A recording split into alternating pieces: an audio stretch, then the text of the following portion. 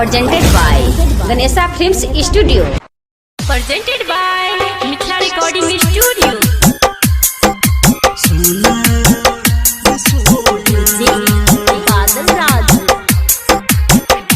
दिल तोड़ के हमार जब ही गई, दिल तोड़ के हमार जब ही गई, सोना गई सोना सोना गई सोना, अपना हाथ में मेहंदी रचब ही गई, अपना हाथ में मेहंदी लगब ही गई, कोना गई कोना सोना गई सोना, दिल तोड़ के हमार जब ही गई, सोना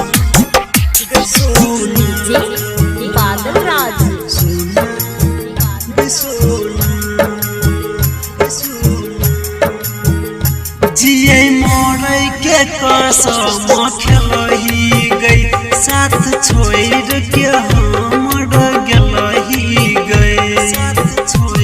के जान सुना गेलही, हाँ जिये मोरे के कसम खेलही गई, साथ छोड़ के हमर गेलही गई, ससुरा में तू रही है जान खुश